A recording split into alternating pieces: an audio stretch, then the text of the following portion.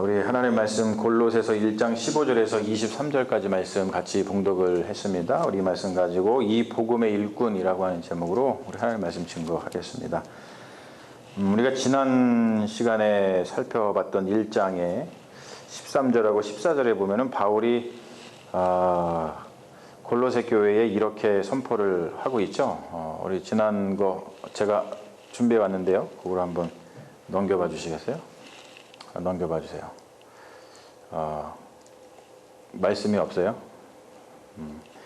뭐라고 있냐면 그가 우리를 흑암의 권세에서 건져내사 그의 사랑의 아들의 나라로 옮기셨으니 그 아들 안에서 우리가 속량 곧 죄사함을 얻었도다 라고 하는 말씀입니다.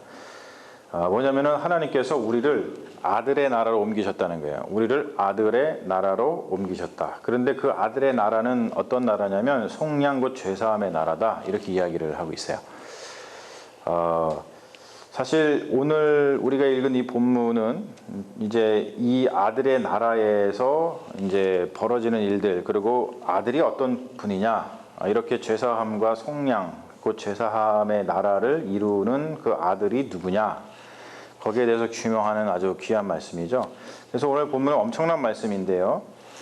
지구상의 어느 문서에서도 선포되지 않는 그러한 말씀입니다. 이런 말씀은요, 세상의 어느 문서에도 없어요. 예, 뭐 다른 종교의 문서에도 이런 말씀이 없습니다. 그게 천기누설이죠. 사실은 근데 우리가 이제는 우리의 눈과 귀가 둔해지고 그리고 무감각해지고 또는 식상하다고 생각해서 이 말씀을 들으면 별 감흥이 없어서 그렇지, 본문의 진술은요 마음이 막 떨리는 내용입니다. 우리가 사실은 이 복음을 갖다가 한 100년 전으로 돌아가서 뭐 조선시대에 살다가 이 선교사를 통해서 이 복음을 들었다, 이 신약 성경을 처음으로 읽었다라고 우리가 했을 때, 야, 이게 무슨 말이지? 라고 하면서 막 가슴이 떨렸을 거예요. 이런 사람이 있단 말이야?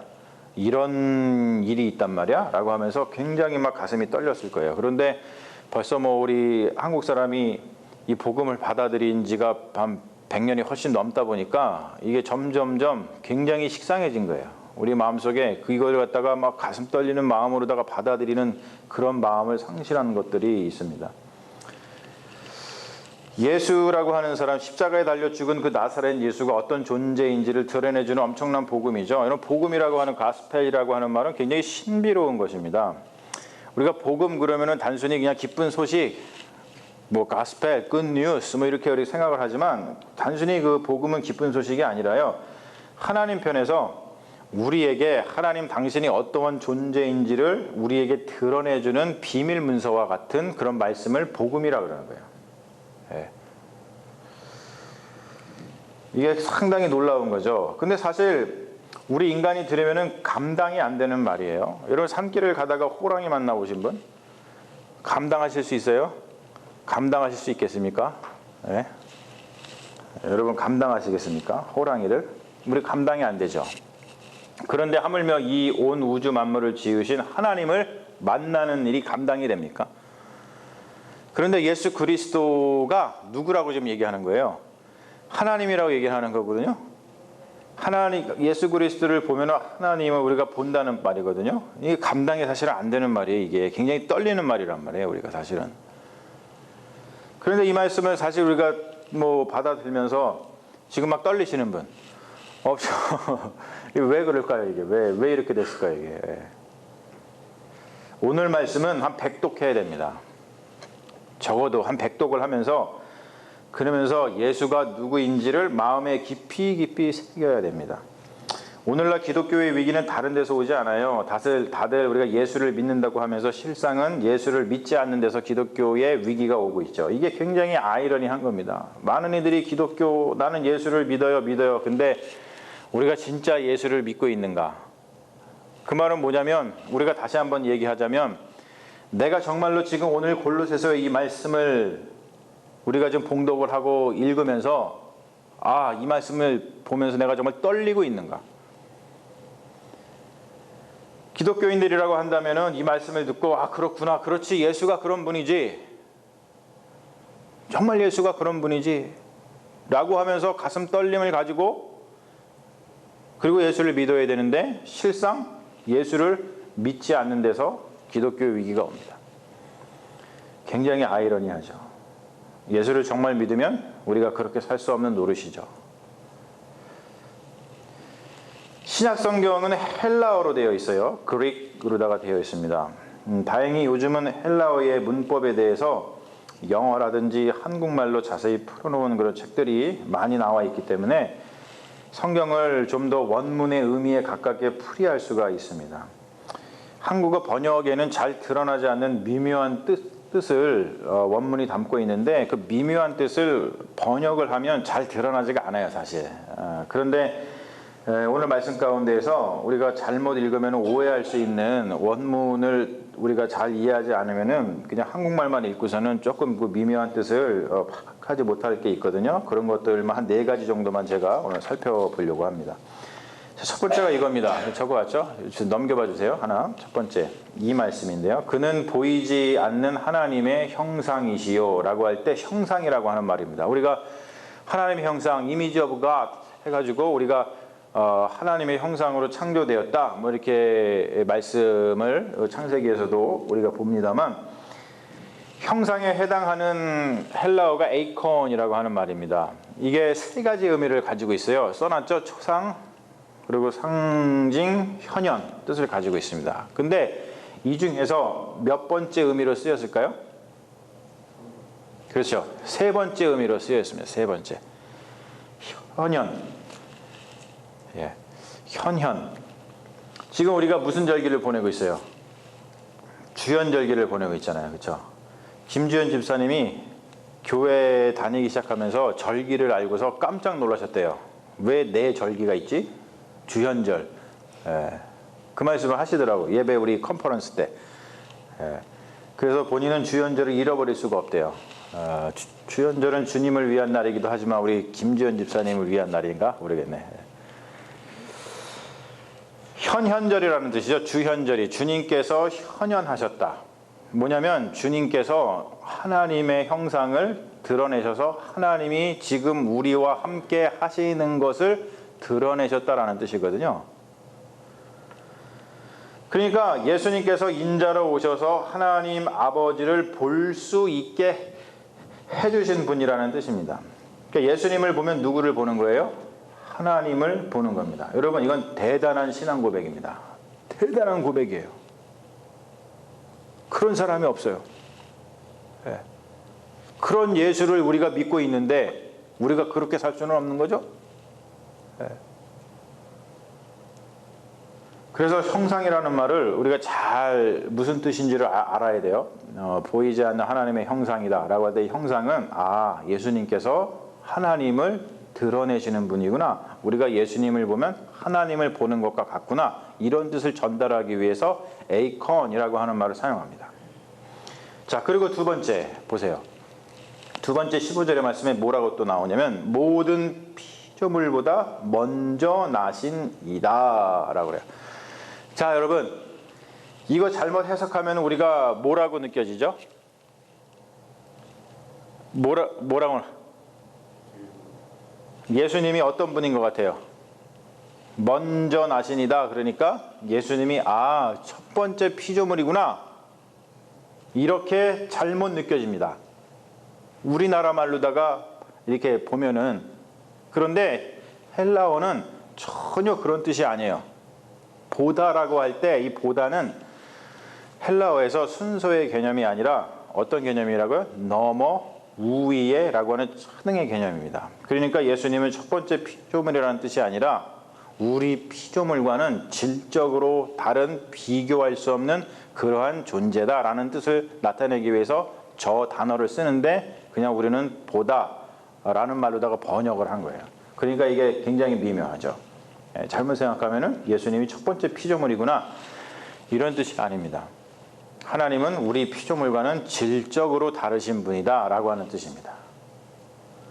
그리고 세 번째 16절에 뭐라고 나오냐면 그에게서 그로 말미암아 그를 위하여 이렇게 전치사를 3개를 이용해서 그를 통해서 뭔가가 지금 이루어지고 있다는 것을 표현을 하고 있죠. 예수님을 통해서. 첫 번째는 뭐냐면 전치사 n이라고 하는 겁니다. 그에게서.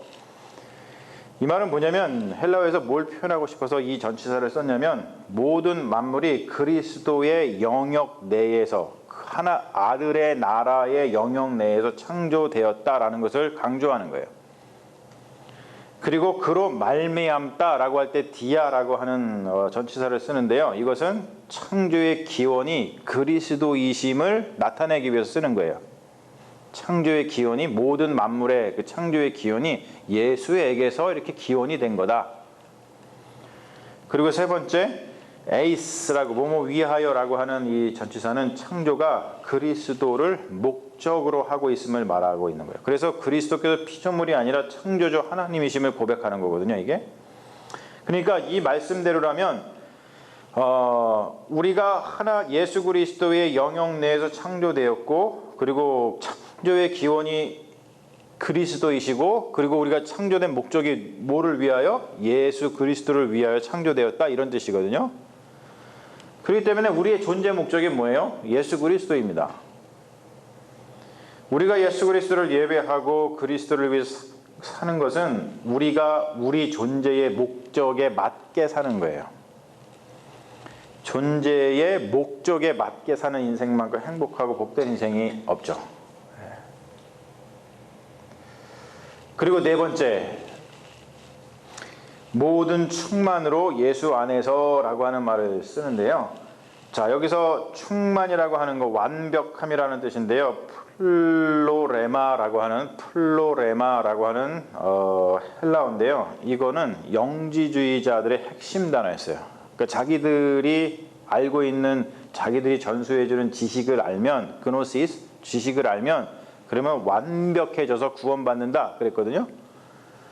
그래서 이거를 일부러 바울이 영지주의자들이 쓰는 플로레마라고 하는 단어를 써가지고 진정한 플로레마, 진정한 충만한, 진정한 완벽은 예수 안에 거하는 것임을 강조하기 위해서 이 단어를 쓰는 겁니다. 그래서 완벽하고 정말로 충만한 것은 오직 예수 안에서만 존재한다라는 것을 말하기 위한 거예요. 자, 이렇게 우리가 조금 더 의미를 살펴보면 우리가 이게 읽은 이 하나님의 귀한 이 말씀이 얼마나 예수님에 대해서 얼마나 깊은 의미를 담고 있는지를 우리가 사실 알 수 있는 거죠. 자, 20절을 통해서 알 수 있지만 20절에 뭐라 그러냐면 그의 십자가의 피로 화평을 이루사 만물 곧 땅에 있는 것들이나 하늘에 있는 것들이 그로 말미암아 자기와 화목하게 되기를 기뻐하심이라 라고 말씀하시는 것을 통해서 알 수 있듯이 이러한 예수 그리스도, 지금 우리가 헬라어를 통해서 이렇게 해서 예수가 어떤 분인지를 살펴봤잖아요. 이러한 예수 그리스도를 통해서 하나님께서는 만물과 화해를 하시고 새로운 세상을 여셨다는 거예요. 그래서 21절에 보면은 하나님의 뜻이 아들의 나라를 통해서 골로새 교회에 어떻게 실현이 되었는지를 말해주고 있는데 바울이 이렇게 얘기하죠. 그리스도 안에 들어온 사람과 그리고 그리스도 안에 들어오지 못한 사람과 대조를 시키고 있어요. 즉 뭐냐면 아들의 나라에 들어온 사람과 아들의 나라에 들어오지 못한 사람과의 대조를 이야기하고 있죠. 그래서 뭐라고 얘기하냐면 21절에 전에는 뭐예요? 아들의 나라에 들어오지 않았을 때의 사람입니다. 그 모습의 실체는 한마디로 뭐라 그래요? 원수라 그래요. 원수된 상태였다. 그리고 하나님과 분리된 원수된 주 원인은 악한 행실이었다. 이렇게 얘기를 합니다. 하지만 아들의 나라로 들어와서 그 아들의 나라가 실현이 되었을 때는 모습이 완전히 바뀌는 것을 볼 수 있는데 22절과 23절 말씀에서 이런 얘기를 하죠. 그 모습은 거룩하고 흠없고 책망할 것이 없는 모습이다. 이야기를 합니다. 근데 중요한 건 뭐냐면 바울이 더 나아가서 23절에서 얘기하는 게 뭐냐면 어떻게 그러면 우리가 거룩하고 흠없고 책망할 것이 없는 모습에 도달할 수 있는가? 바울은 이렇게 제시를 하고 있는데요. 뭐라고 제시를 하냐면 믿음에 거하고 복음의 소망에 흔들리지 않으면 우리가 거룩하고 흠없고 책망할 것이 없는 모습의 아들의 나라로 들어간다 그래요. 복음의 소망, 믿음에 거하고 복음의 소망. 복음이 뭐라고요? 복음은 하나님의 말씀입니다. 하나님이 그리스도를 통하여 드러내신 것을 이야기해요. 그것의 소망에 그걸 붙들고 흔들리지 않으면, 믿음에 거하고 복음의 소망에 흔들리지 않으면 우리가 아들의 나라 안에서 거룩하고 흠없고 책망할 것이 없는 모습이 된다라고 얘기를 합니다. 그러면서 여러분, 제가 오늘 말씀을 준비하고 묵상하면서 참 마음에 와닿았던 말씀이 마지막 말씀이에요. 뭐라 그러냐면 바울이 이렇게 얘기하죠. 이 복음은 천하 만민에게 전파된 바요, 나 바울은 이 복음의 일꾼이 되었노라. 바울은 자신을 지금 뭐라고 이야기하냐면 그러한 목표, 거룩하고 흠없고 책망할 것이 없는 그 모습을 성도들이 계속해서 유지하고 그 안에서 머물 수 있도록 복음에 거하고 믿음에 거하고 복음의 소망에 흔들리지 않게끔 하는 그 목표를 위해서 내가 거기에 일꾼이 되었다라고 이야기를 합니다. 그래서 이 복음의 일꾼이다 나는, 이렇게 표현을 하죠. 여러분, 너무나도 아름다운 삶의 목표라고 생각을 합니다. 믿는 이들은 예수가 누구인지를 알고 아들의 나라로 들어간 모든 믿는 이들은 다 이 한 가지 목표를 가지고 사는 것이라고 생각을 합니다. 여러분 삶의 목표가 뭡니까? 라고 여러분 누군가가 여러분한테 물어봤을 때, 예, 복음의 일꾼이 되는 게 목표입니다. 사실 이렇게 나와야 돼요. 누구를 붙들고 그리스도인들한테 물어봐도 당신은 왜 예수를 믿습니까? 당신의 삶의 목표는 무엇입니까? 누군가가 우리 그리스도인들한테 물어봤을 때 하나같이 모든 그리스도인들이 네, 나는 복음의 일꾼이 되는 것이 목표입니다.